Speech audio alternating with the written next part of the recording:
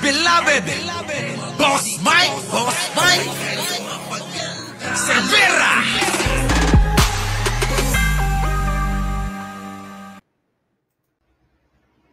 Magandang umaga, magandang hapon at magandang gabi sa amang dako ng mundo. Naroon kayo. Siyempre, magandang buhay na rin para sa ating lahat. Nako, etong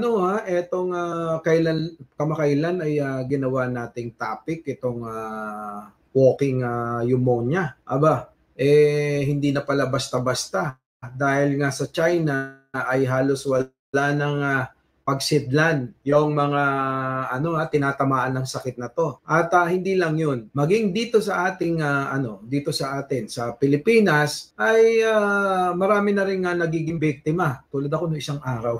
Tingnan gumaling na agad ako, nakakapagsalita na ako. Nung nakarang araw di talaga ako makapagsalita. Maging ang pangulo ay isolate ng 5 araw. Hindi pwedeng lumabas.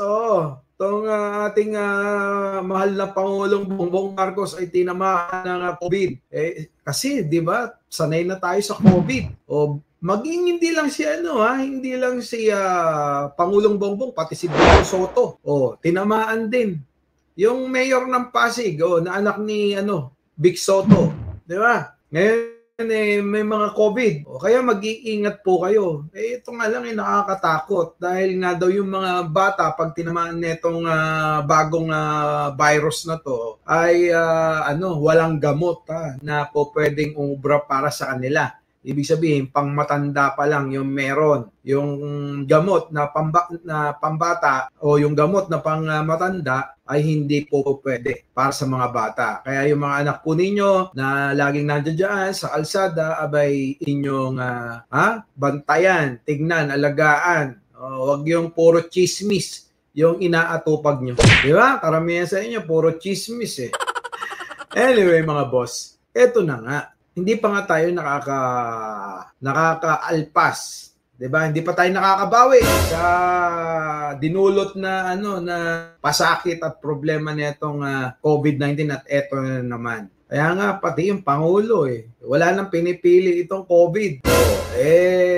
Sana naman wag maging matulad tayo sa China. Kaya nga China naman Ang nakakatakot kasi dito ang pagkalat. Alam niyo naman dito sa atin, 'di ba? Dito sa atin, sabi nila noon, hindi kakalat 'yan kasi yung mga rito sa Pilipinas, mga immune na 'yan . Pagkaraan ng ilang araw, ilang linggo, ilang buwan, ayan, dumami na.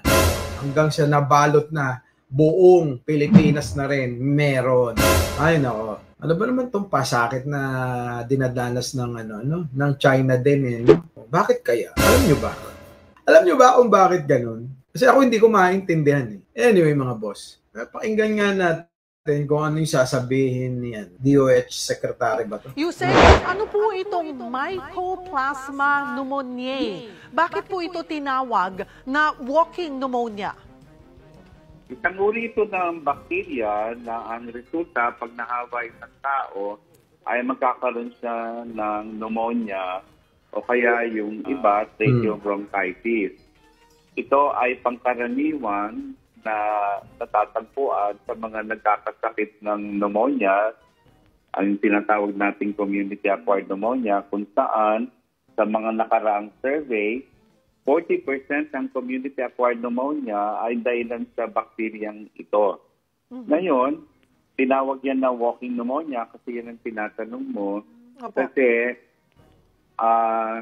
yung isang merong Mycoplasma pneumoniae infection, makikita mo na maayos naman ang lagay, pero pag in-x-ray mo, matatakot ka sa makikita mo sa x-ray. Kaya walking pneumonia. Hindi katulad ng ibang pneumonia na hospital kagad. Opo. So, ibig pong sabihin ay mas less na delikado or mas nakakatakot? Kasi sabi nyo nga po, oo, nakakalakad, parang normal, pero pag tinignan mo pala yung x-ray, grabe na yung bakterya. Okay, dahil sa ito isang bakterya, meron tayong antibiotics laban dyan. Okay. Opo. Ang concern ay dalawa. Number one, wala tayong antibiotics para sa mga batang less than 8 years old. Bawal kasi sa kanila yung gamot. Mhm. Number two, sa China, mataas ang drug resistance. Mhm. Nasa 90%. Ay, opo. Number three, sa atin, sabihin hindi ubra yung antibiotic. Aha. Kaya marami na ospital. Number three, sa atin, sinistart na nila pula yung datos antibiotic. Kasi hindi naman routine na pinapatest ng doktor natin.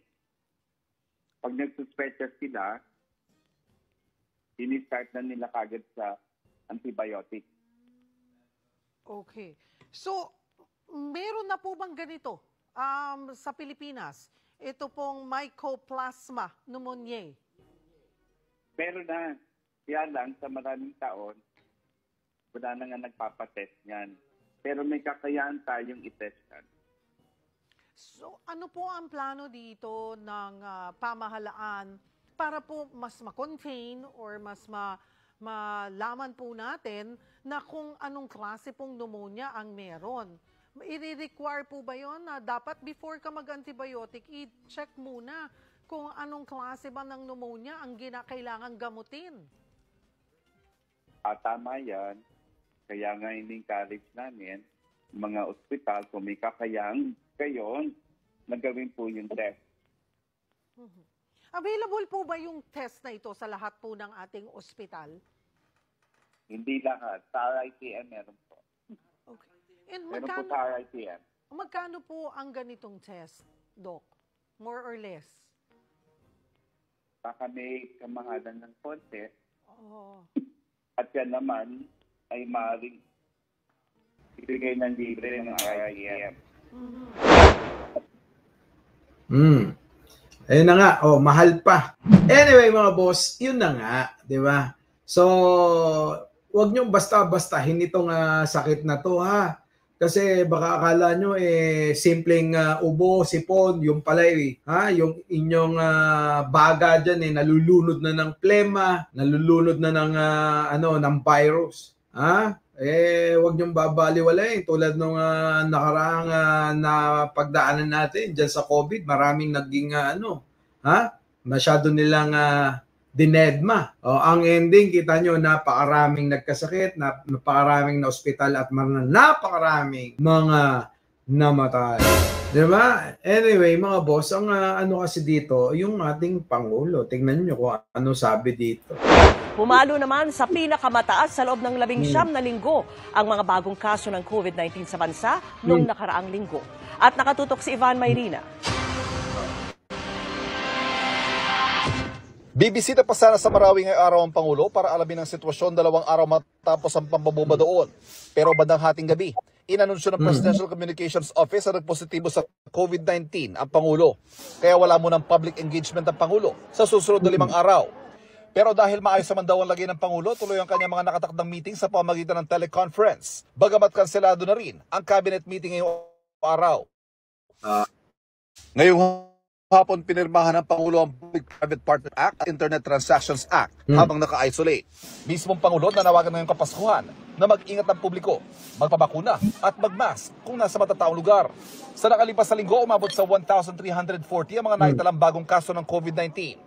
10% mas mataas yan sa mga naitala ng sinundang linggo at pinakamataas na nakalipas sa mahigit 19 na linggo. 17% naman ang itinaas ang na-admit na severe at critical cases. Pero mababa pa rin naman ang healthcare utilization rate o ang bilang ng mga na-ospital. Nang tinitingnan namin yung mga ospital sa nasabing lugar, kaya pa naman at hindi pa naman nagkakaroon ng overcrowding, lalong-lalo na sa mga ICU. Pag meron mo kayong ubot, may lagnat, kailangan mo magsuspensya tayo na baka COVID dyan, magpapatest po. Huwag nyo nang hintayin dumami. Hinihintay nyo pa dumami. Diba? Ngayon pa lang gawan nyo na ng solusyon, gawan nyo na ng paraan para hindi na dumami yan. Kita nyo, biglang bilis ng pagdami. Tahimik na nga. Akala na nga natin, zero na ang COVID Pero mo yun, 1,000 mahigit sa loob ng isang buwan. Marami pa rin yun. Nung ano nga, di ba, nung panahon ng COVID, isa nga lang, 2, 3, o 4, 5, bigla nang naging 1,000, naging milyon ito, huwag nyo nang baliwalain niya, 1,000 na mahigit, baliwala pa rin. Mag-aalala na yung mga tao niyan, syempre. Lalong-lalo na yung may mga bad experience dyan, na mga pamilya nila na namatay dyan, di ba? Maraming ganun anak, kapamilya. Yun, yung mga pati nga mga artista hindi nakaligtas Pati mga doktor, di ba? Pati mga frontliners, hindi nakaligtas sana naman itong itong problema natin na to, sana ngayon pa lang ginagawa nyo na ng paraan. Ngayon pa lang naghahanda na kayo na maaaring pwedeng panlaban, gamot, o mamahagi na kayo, o dapat yung impormasyon na dapat na pinapakalat na ninyo sa mga liblib na lugar, sa mga Pilipino, ang dami namang platform diyan na pwede nyo gamitin. Pero bilib ako kay Pangulong Bongbong Marcos. Kita nyo naman kahit na may sakit, nagtatrabaho pa rin yung mama. Ganun dapat. Yung iba, walang ginawa, kundi batikusin yung Pangulo Di ba? Ganyan yung Pangulo, kahit na may sakit, trabaho pa rin, tuloy pa rin, hindi yung magdadrama, di ba? Yung iba diyan populaanan pa, sasabihin pa na dahil daw nagpulburon. Ay nako mga kababayan, wala akong maitutulong yan sa atin yung mga ganyang pambabatikos ninyo, di ba? Parang batikos lang ni Digo. Ngayon, itong si Vico Soto, ganun din.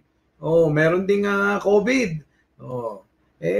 Wala, ganyan talaga. Itong virus na natin na mga nararanasan natin ngayon, kakaiba na Nung araw sabi ko nga sa inyo, inom lang tayo ng Royal, okay na. Ngayon hindi na, kailangan mo na ng doktor, ospital, makumpany ka, at syempre, malaking halaga ng pera. Ay, nako, buhay. Sana naman matapos na lahat itong ating pinagdadaanan na to. Anyway, makiisa rin ho tayo. Baka mamaya meron tayong mga kapamilya. Pa-check up nyo kagad pagka may nakita kayo na sintomas na itong walking pneumonia na to. Muli, maraming salamat po. Magandang umaga, magandang hapon, at magandang gabi sa mandako ng mundo naroon kayo. Siyempre, magandang buhay na rin para sa ating lahat. Our beloved Boss Mike.